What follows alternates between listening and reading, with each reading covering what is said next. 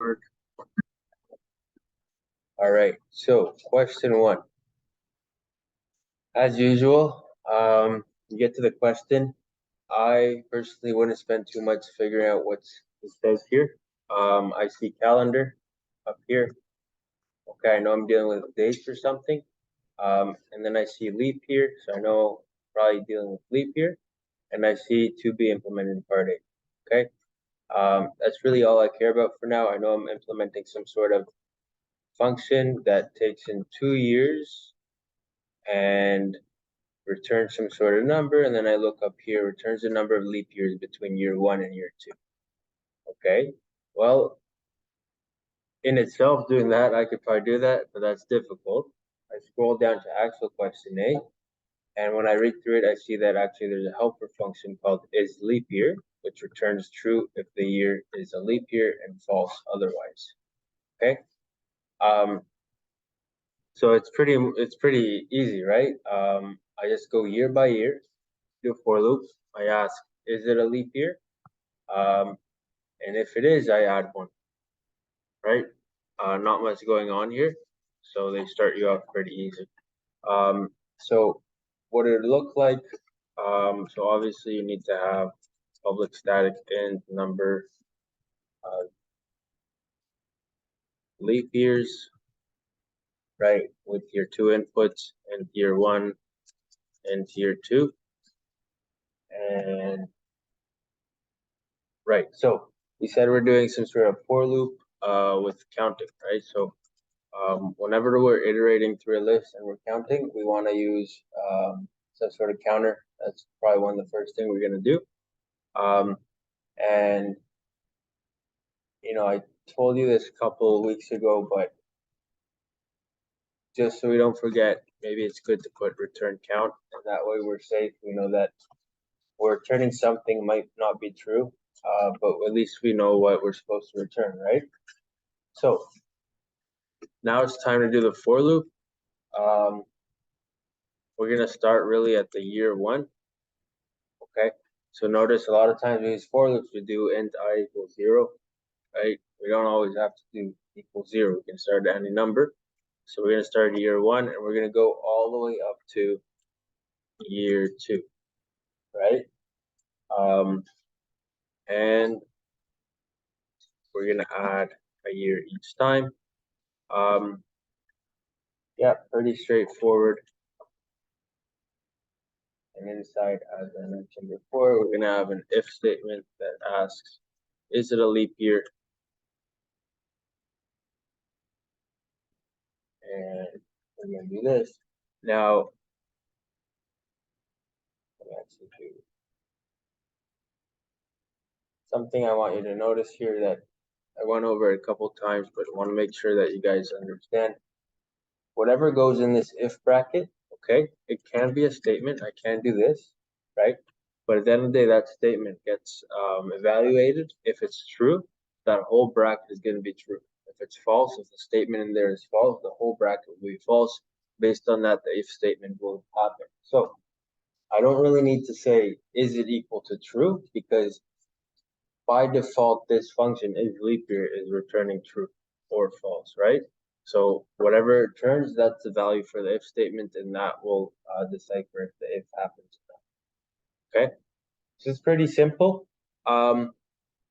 If I was doing like a competitive programming tournament or something, this wouldn't be the way to go because it's very inefficient. Let's say we have I don't know, 50,000 years in there.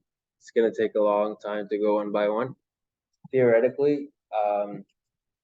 But don't do this in exams because you know this exam is very like basic. We're not trying to test you for efficiency, but technically, we know that every 4 years there's a leap year, so you can figure out after year 1 when the first leap year is, right? And then just that difference between year 2 and that first year, divide that by 4. And then you also have to have considerations because I think like every 200 years, the 4th year is not a leap year or something like that. There's something like that. So if you do know how leap years happen, there's a lot more efficient way to do this, but we're not looking for efficiency. Okay. All right, cool. Now for part B, okay? So before I go to part B, I didn't even look at what I'm supposed to do. So I'm gonna scroll up here and I see I need to implement day of the week, okay? Returns a value representing the day of the week for a given date. Now this seems tough, okay? But again, if I go in here, I see there's helper methods. First day of the year and day of the year, okay? What they tell us is they're gonna tell us first day of the year what the first day of the year is. So if it was a Monday, it would be 1. This year, January 1st will be a Sunday, so it'd be 0, right?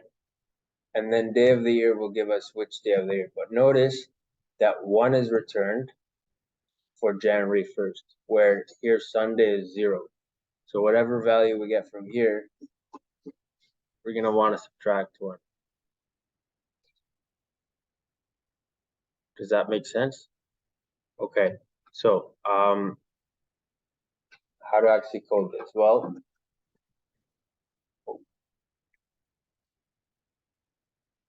so first things first, you don't want to lose any marks. Just gonna, make sure you write down the name correctly. I gotta turn off the auto capitalization.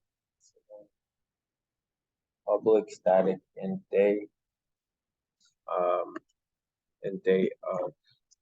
week, and we're getting in a month and day and year, right? Okay, so we're gonna get first of all our first day. I'll call it F day, and that's first day of year.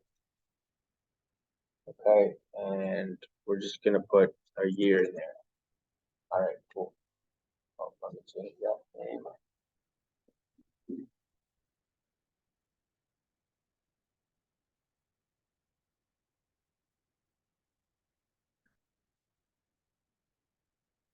Okay, and then int nth day equals day of year, month, day, year. Okay. And now it's just a matter to return. Right. It's really only 3 lines, which is interesting. We return the difference. So start day, F day, first day, plus nth day, minus 1. And the minus 1, do you remember why the minus 1? Right, because the first day function counts from 0 and the nth day function counts from 1, but we're trying to return Sunday 0, so we're starting to count from 0 as well. We need to subtract that 1 from nth day. And finally, we're gonna just mod everything by 7, right? Because we just want the leftover. The leftover is gonna give us which day of the week it is. Okay. Right, so really, once you see the solution, it seems easy. The idea with this, and you're going to get a lot of questions with here, is to know how to utilize the functions they give you. Yeah, something I want to make sure that you guys understand that they do take off a lot of marks on.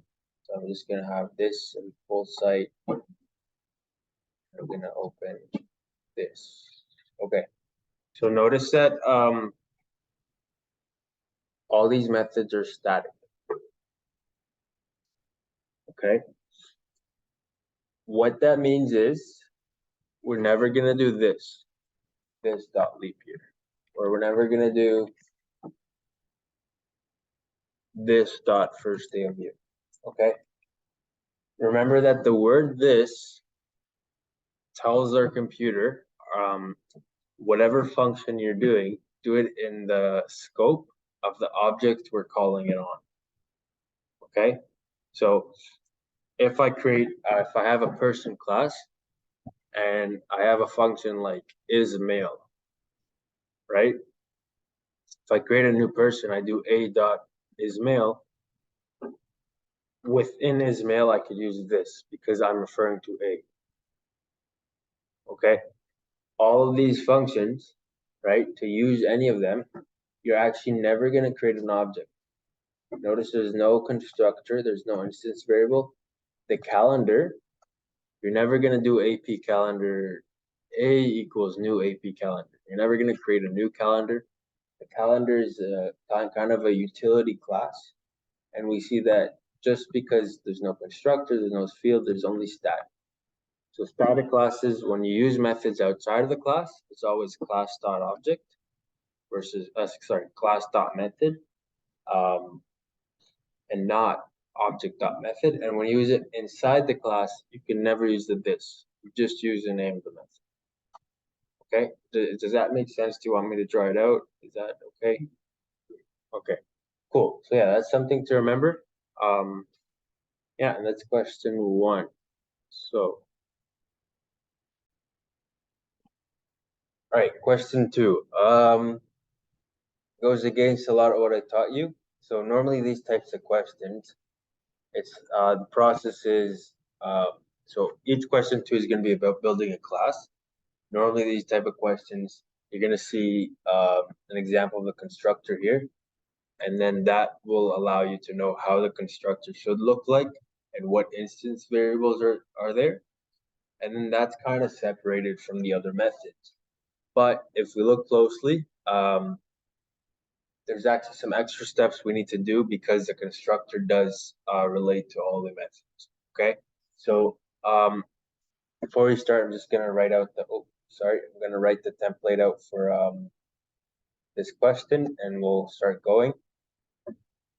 So normally, I tell you to like go look at the examples and then just start coding. But here, you have to really understand what's going on, and you would have understood that you could have written the constructor as I taught you, and then once you get to the method, you would have been like, oh, 1 second, I need to save how many days have been added or stuff like that. Okay. Either way is fine. So I'll just kind of show you what's going on. So we have a public class step tracker. Okay. And then almost always, we're going to start with the constructor just because that's kind of what lets us go into this problem. So constructor always, remember constructor allows us to create code that tells the computer how to build the object that we're going to save in a step tracker, right? And then there's constructor, so it has to be lowercase p.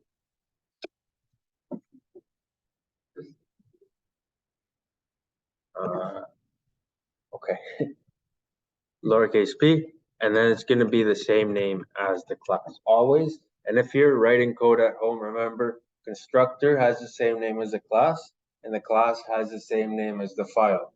Okay, Java, that's how it is, and it forces you to be consistent. Okay, now regarding input, we really see we have 3 examples here, or 2 or 1. I guess just 1 example. Okay, we see that the constructor just accepts a number. Okay, now if we read into it, it says, to figure out what it is, we know that the constructor, it really takes in the input a number, which provides a threshold for which a day is considered active or not. And what we really understand from reading this is that, so it says here, objects created with a parameter that defines minimum number of steps that must be taken for a day to be active. This whole class is about active days. Are days active? Are days not active? So that tells us a lot about where we're headed into. So first of all, let's define that we are getting the threshold as an input. And then for sure, we're going to need to save that threshold. So let's call it TH for threshold, and that's going to be equal to threshold. Okay. Now, this is a case where, because it's not static, going.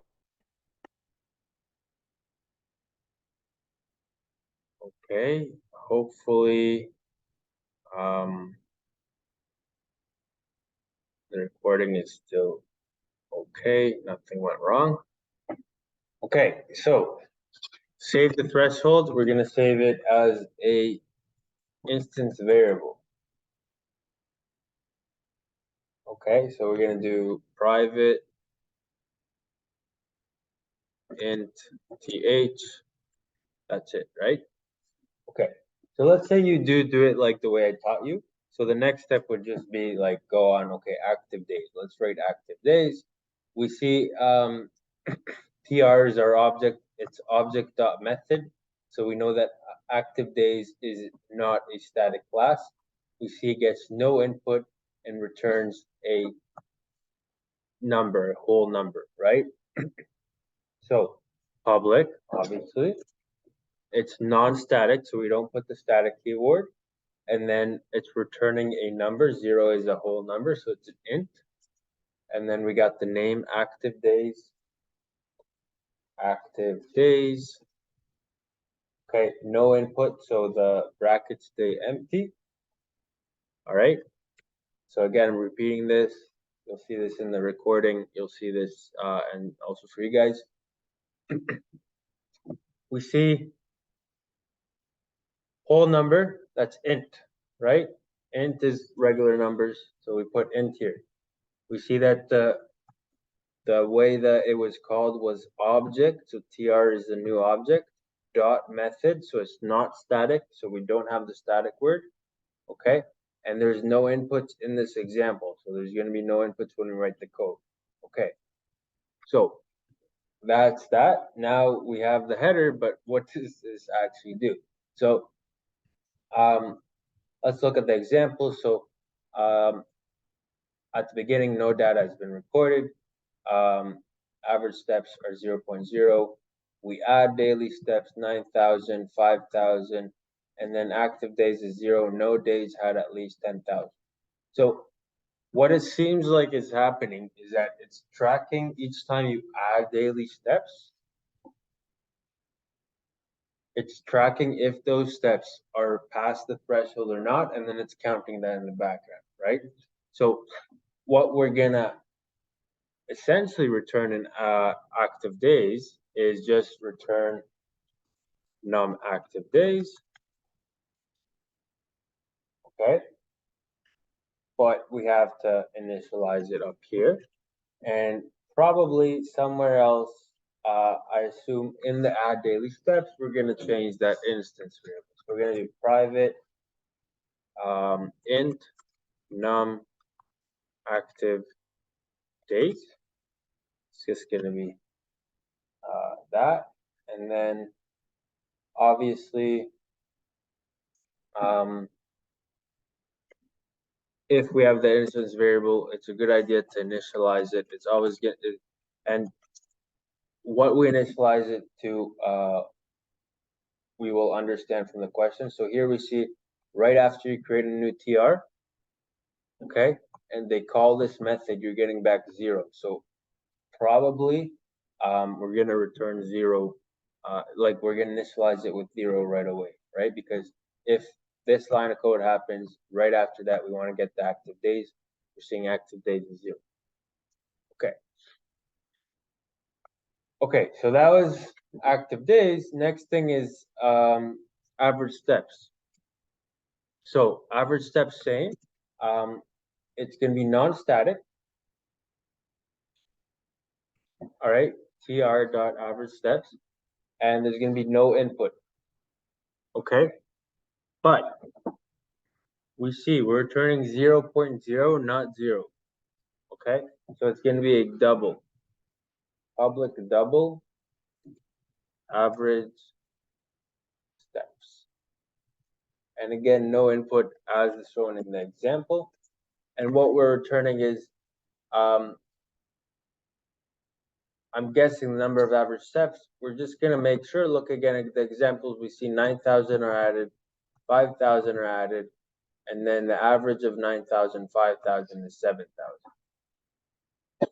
Okay, so obviously we're probably we just need to record the average of all the steps we have inputted, which means we probably need to save all the steps we have inputted and how many times we have inputted steps. Okay, so we're gonna, before we can calculate the average, we need to know how many steps, how many days were we getting steps in, and what is the total number of steps that have been inputted. Okay, so we're gonna add those two. We're gonna do num days equals 0, right? Beginning there's no days, and then num total doesn't really matter. Total steps equals 0, and then again these two, because we're initializing it to 0, let's add instance variables. Private int num days, and then total steps is also in it. Private int total steps. Now notice, when we're talking about object-oriented programming, when we create classes, all data that we want to be accessible for all the code, we're always going to put all of it as instance variable. Okay, we want to save as our code works. We want to save how many days went by, how many total steps there are, right? So it's going to be instance variable. That's why we put it in the constructor and in the instance variables. Okay, so now that we have this going on, we could go to here, public average steps. First thing we see that at the beginning we return 0.0 when no step data has been recorded. So they're saying, well, if total steps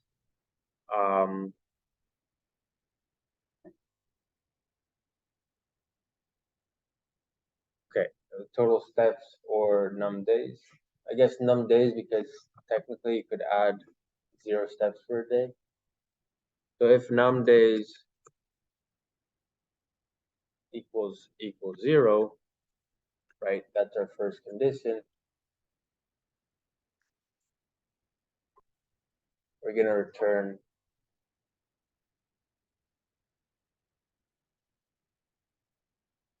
return 0.0, right? That's just their first condition. And then let's go see what other options we need to take care of. So let's see when else they use this method.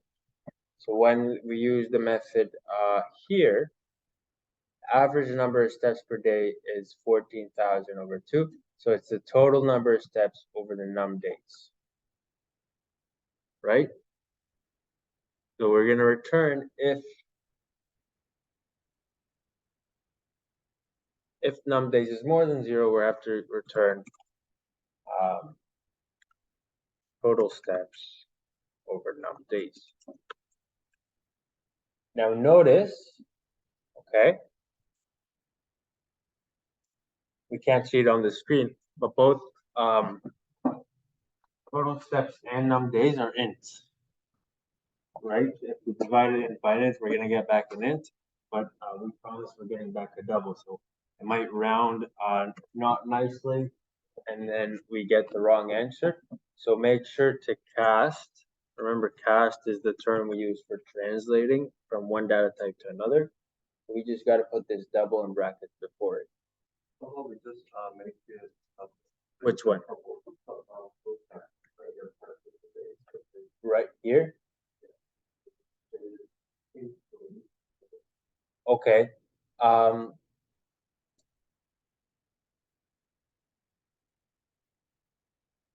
So the thing is that when you're adding the daily step, it's getting an int inside, right? So if you decide to save it as a double, so the question is, why can't we just do the total steps private double total step, right? So when we're adding steps, we're adding it as an int, okay?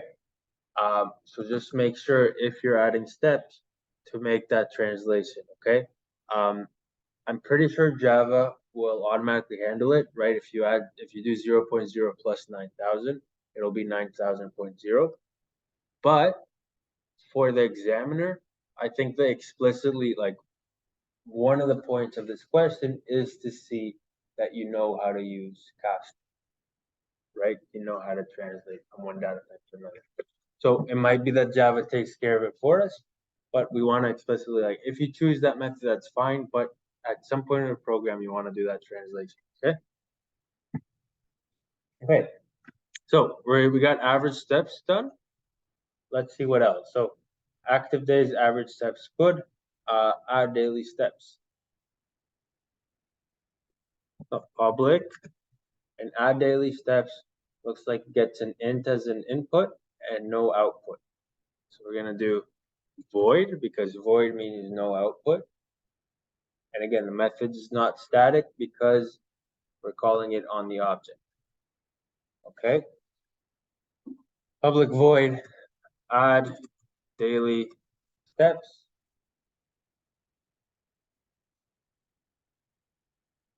And we're getting in an int steps. Let's call it steps.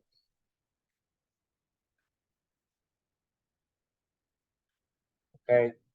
And let's see what we do. So very simply, we have our total steps variable. We're just going to add the steps. Okay. And now, we don't notice this now. Okay. So sorry. Let's one step with that. So we add the total steps. We know there's a new day, right? Cool. Now, theoretically, you probably will just stop right there, go into the next question. But when you see the next question, you remind yourself that we have to count the active days. Okay, we already created active days up there where we just return active days. We want to make sure we record active days. Now, this is the best opportunity to ask if this was an active day or not, because we're getting the steps. So we're gonna ask, is the steps bigger or equal to the threshold? If it is, we're gonna add an active day. So what did we call it? Okay, num active days plus equals 1, or simply plus plus. Okay, so okay, and that's really all there is to this method. Right? And I think that's it. I think that's the whole question. Now, what I would do, so notice, like, as I was coding this, essentially I was going through this list. I created a new variable, made sure my code works for that new variable, for that new object. I then created active days, made sure it works for this input. Okay. Average steps, make sure it works for this input. Add daily steps, make sure. And what happened is that I kind of stopped here. I didn't look at any of the other ones. And by the time I got here to this method, right, because we did look at the 7,000, all my code is complete, right? On paper is complete. So now I have 1, 2, 3, 4, 5, 6, 7 more examples to double check that my code still works. Okay, so in these types of questions, these tables you're getting are very, very important to help you know what's going on. So I recommend, go sequentially from top to bottom, write your code. At a certain point, halfway through, your code should be done, and then you could just use the rest of the examples to check that your code works. Okay, so you're gonna do that in your head. All right, cool. Any questions?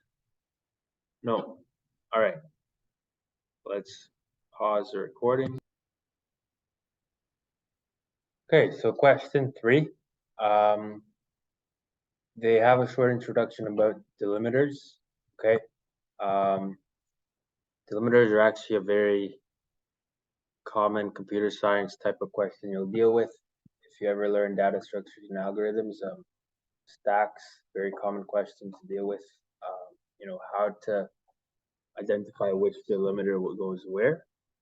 But this question is a bit more simple. So I'm gonna skip the introduction they have up there. If you're not familiar with, different types of delimiters and stuff, you can read through it.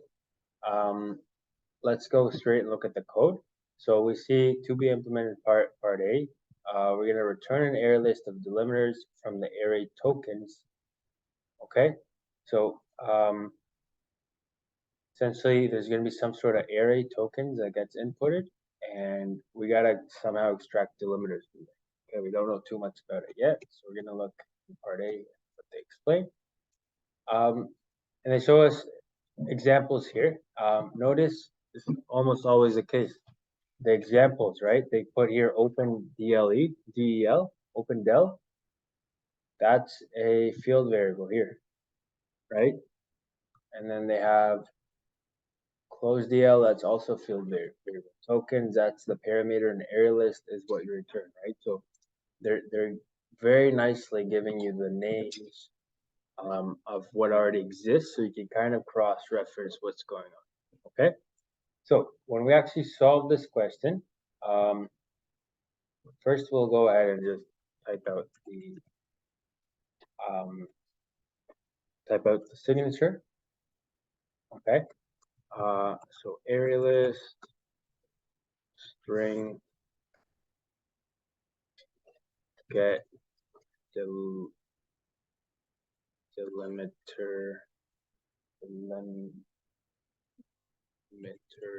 list, and we're accepting a string of tokens. Okay, now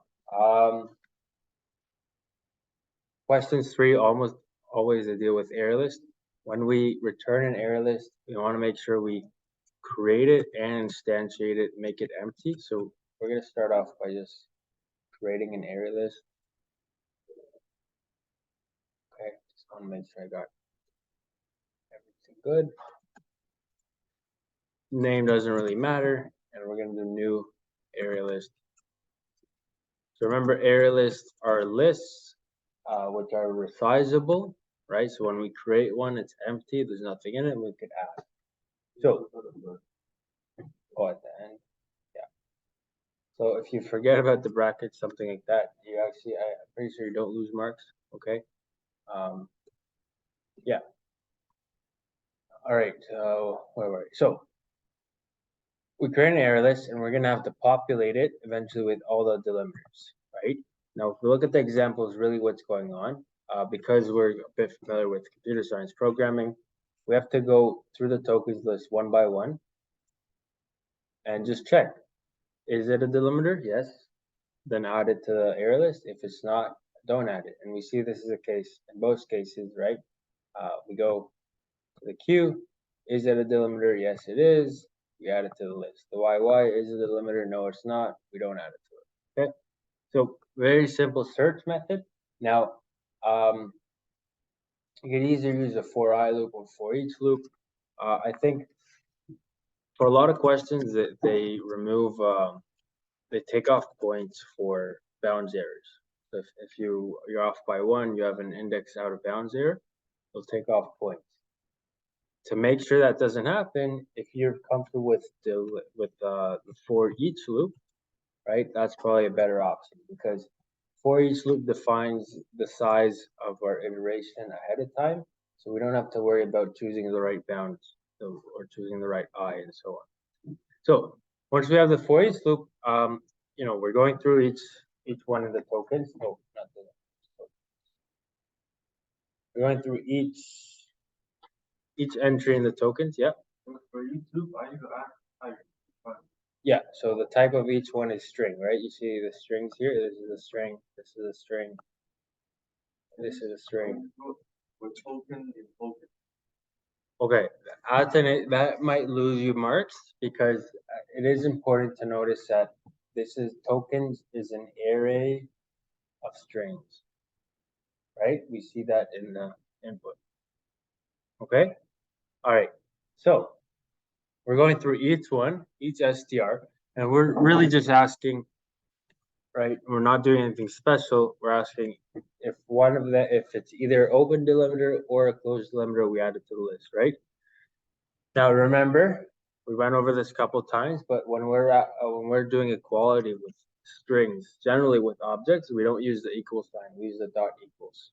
Okay, so we're gonna do dot equals open del or str dot equals close del.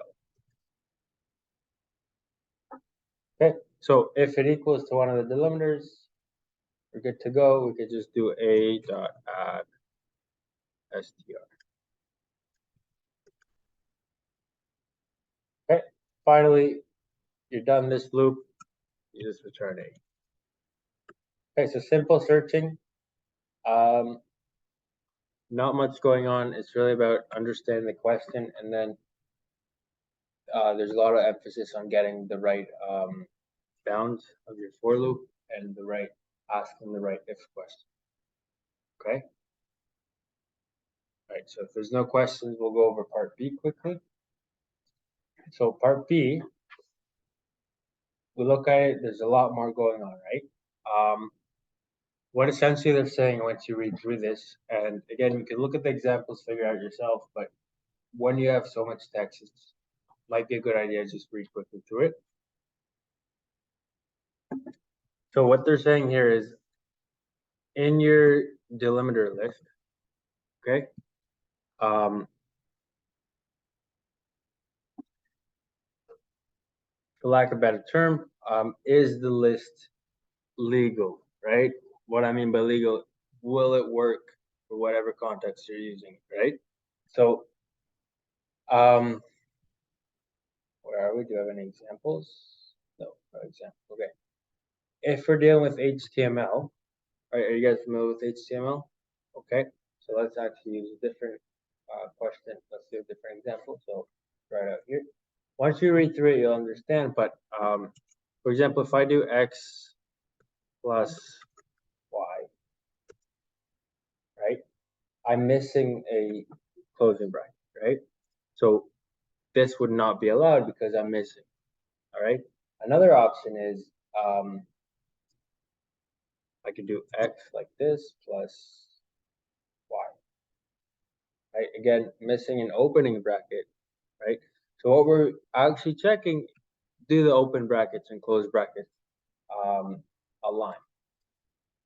So this question is a lot about noticing an algorithm because it's not that hard, but just knowing how to ask this question, okay?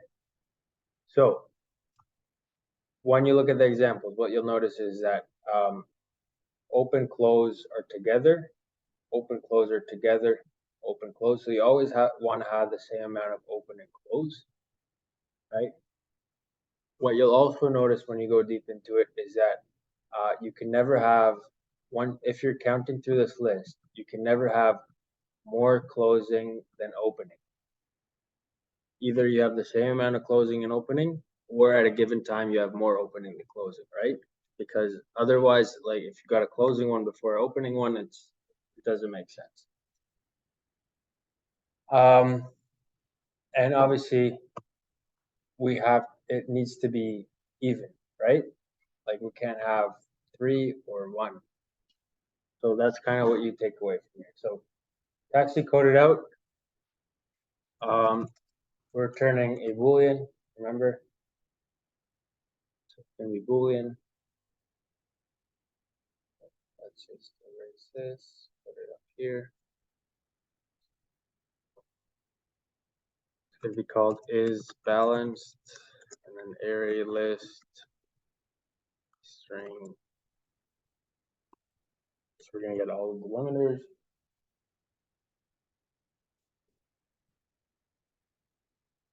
And really, because it's a matter of equality between how many open and close there are, we're just going to count the opening delimiters.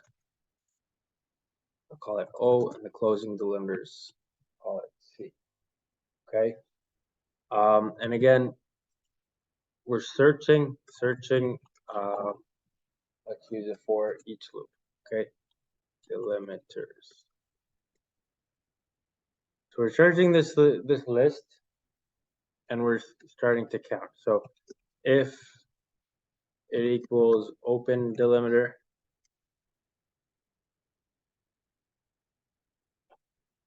open del.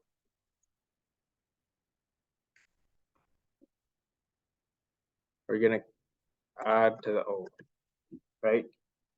If it's not equal that, we're trusting that the previous code worked.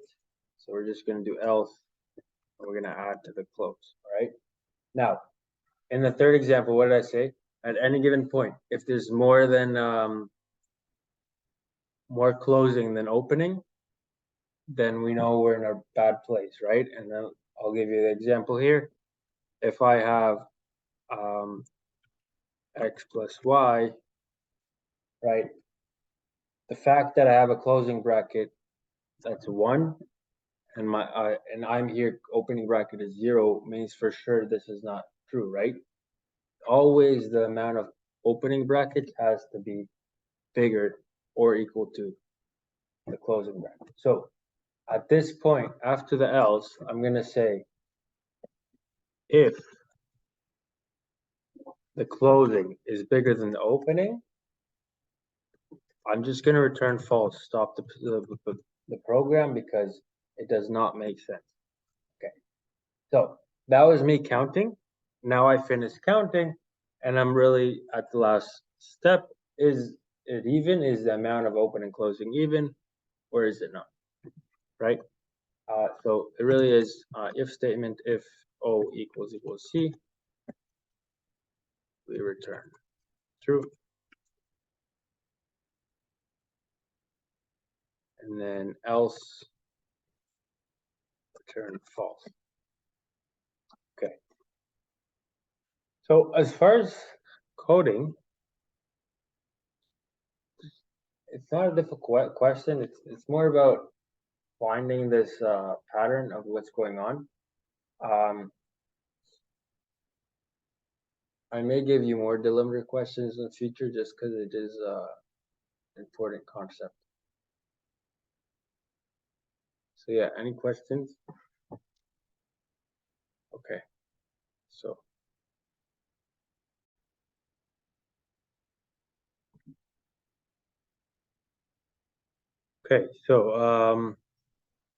question 4.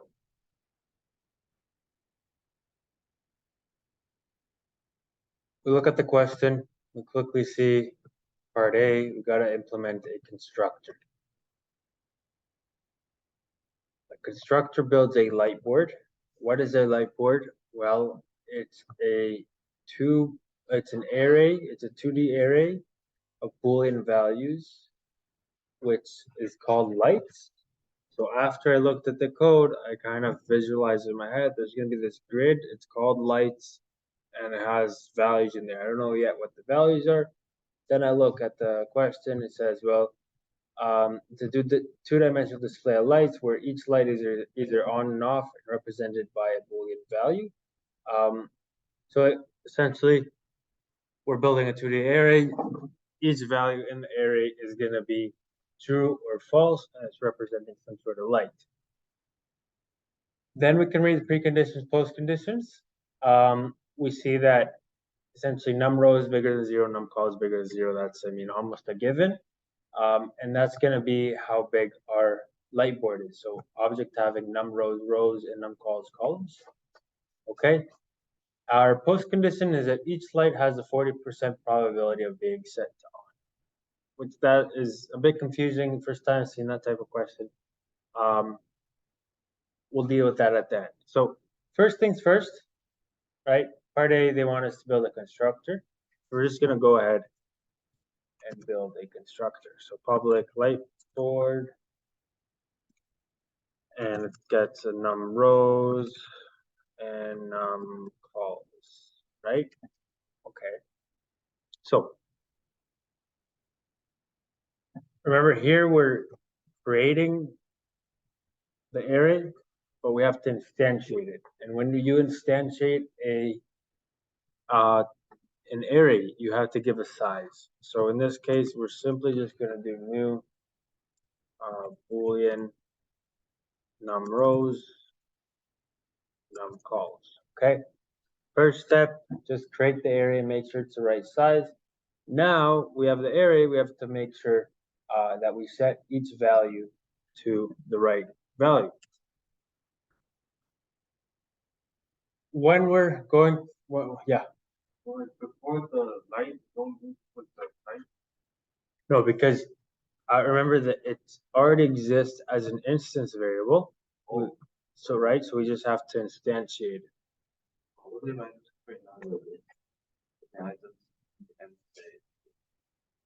So you created a new one, and at the end, that new one you saved into light. That's fine. If I was grading, that's fine, but I don't know who's grading these. Maybe it's automatic, maybe not. It's always good to, whenever we have an instance variable, we know that it needs to be instantiated or something needs to save in here, okay, in the constructor. When we're talking about arrays, when you instantiate it, you're allocating memory for it. You're saying, okay, this exists, but you're not saving anything in it yet, okay? So first thing we do would be to instantiate it, allocate the memory, in this case for this object, and then we save stuff in there, okay? So the next step, and this is for all 2D array problems, is that we're gonna have a nested for loop, okay?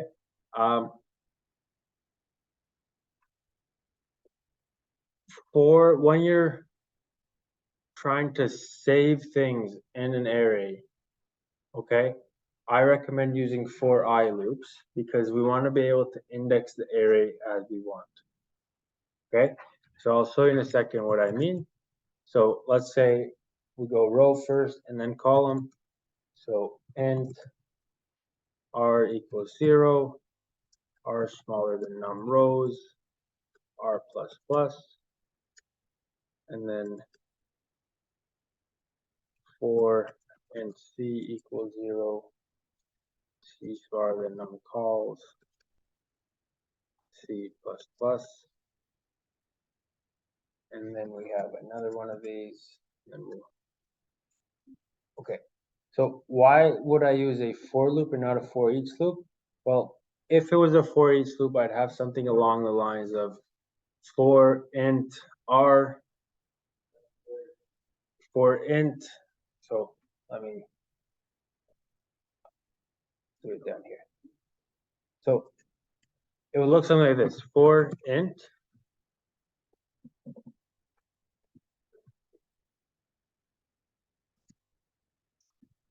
int, let's call it L in lights, and that's gonna be, and then in there before int A, for int maybe RC,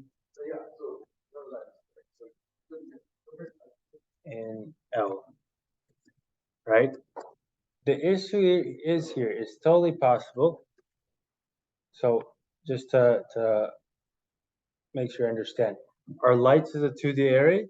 So if we want to use a for each loop, we got to look at each array individually. Okay. Once we look at the individual array, we look at each box in the array. That's why the first for each loop has an array. The second one is an int. Okay. It gets confusing like this. Just my opinion, it gets confusing. It's a lot easier to just do, a for I loop with R's and C's. Just make sure, let's do it like that. It'll be probably the same in all programming languages, so it just makes sense. Okay. Next thing is to initiate, save the actual values in RC. Now, this is a difficult part because they want 40% probability being set to on. Okay, so here they expect you to use the math.random. So where am I? So let's do double A equals math.random. Okay.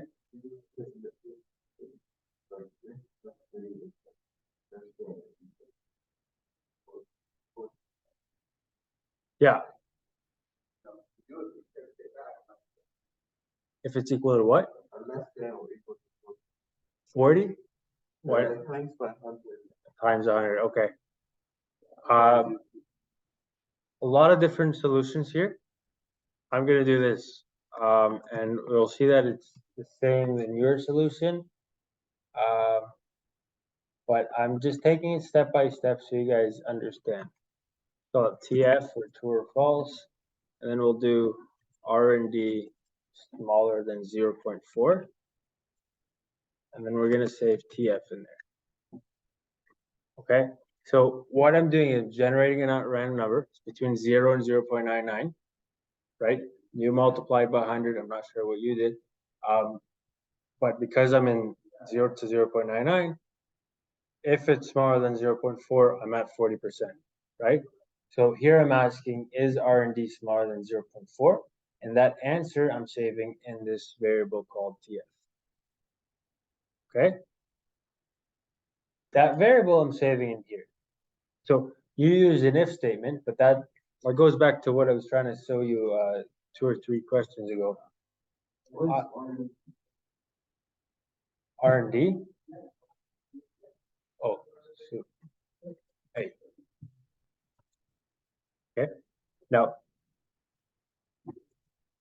so Jackie, you said, well, we can do TF if TF 0.4, and then we take lights RC equals true, right? And else is false. But the thing is that this statement is already in itself what I just highlighted, a true or false statement.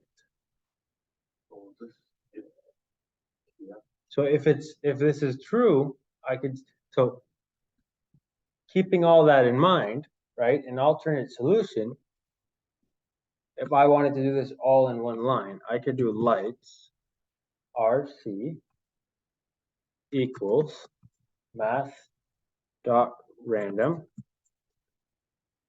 smaller than 0.4, because I'll generate a random number. The fact that I put this smaller than sign makes this whole statement a question, a true or false question. The answer to that question I could save right ahead in here. So technically, this could have been the whole solution, right? I can't, if it makes more sense in your head to do an if-else logic, sure. But remember that within the if statement, we're putting a true or false value. So if that value is true or false, we can just go ahead and save it right away. We don't need to ask if it's true or false. We just, like, it's like we're asking is something true or false, and then we're asking if what the result of that question was. So we're asking 2 questions instead of 1 question. Does that make sense, or is that confusing? Okay. So yeah, ultimately the best answer, I mean, as long as it's right, it's right. But this answer, 1 line, that would do the job. Okay. So that's A. Questions? All right, for B. You see here, we're going to evaluate the light in row index row and column index col, return a status described in part B. So let's go to part B and see what they're talking about. You know, you can read this on your own time, but again, they got examples which are very, very helpful here. At the end of the day, though, in a lot of these questions, you're going to have a list of rules. And these rules are just going to be your if-else statements. Okay? So really, it's about you. Oh, shoot. What did I do? It's about you knowing how to translate those rules into code. Okay? So, let's get to it. So we have public, Boolean, evaluate, light, and row, and call.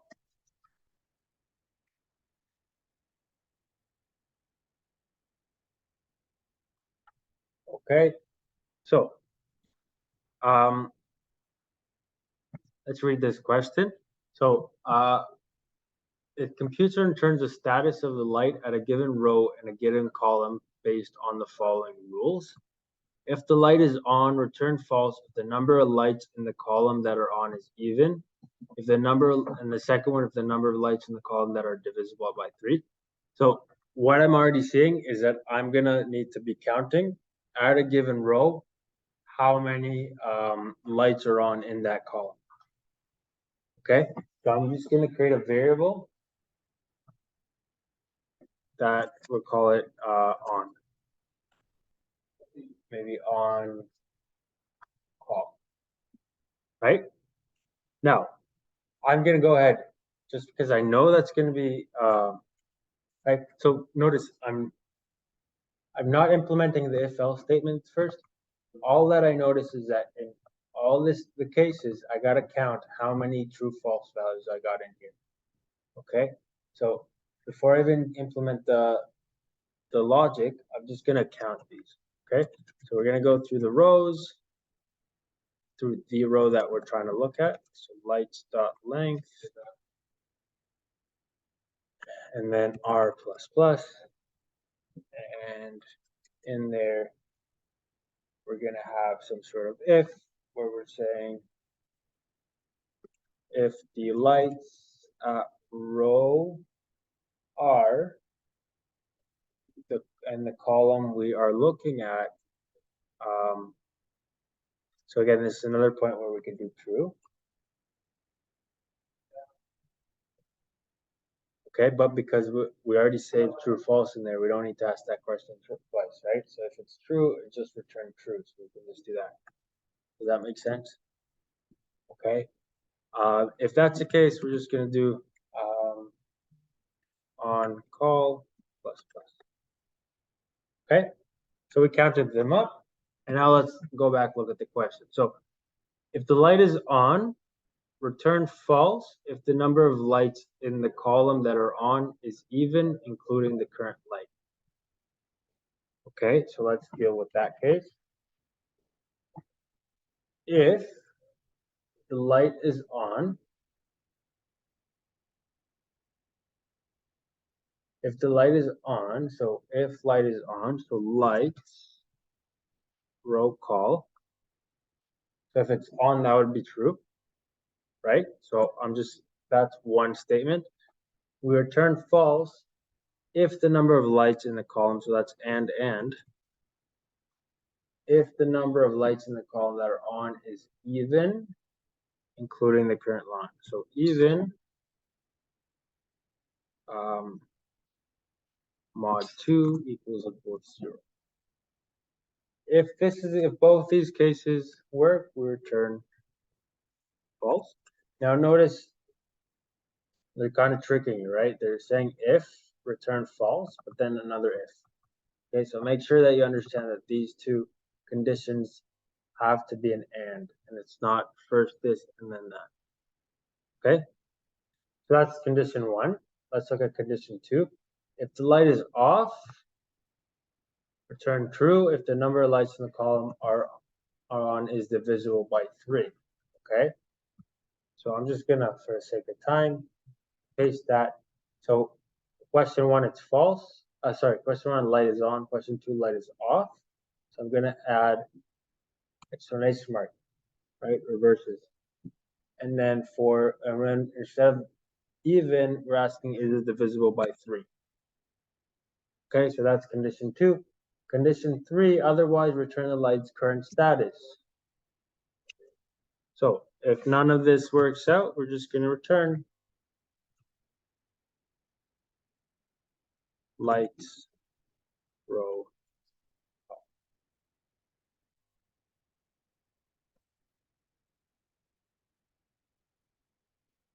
And that's pretty much it. Now, something else that might confuse you. I did if, and then last one is no if. Now that kind of goes back. Remember I showed you that video about nesting brackets and stuff? I could have done if, else if, else if. That works. But this works the same. right? It's the same logic at the end of the day. If you compare doing if, and then nothing to if, else, if, it's the same logic. Doesn't really matter what you choose. This is just by habit. I do it like that. Okay? Questions?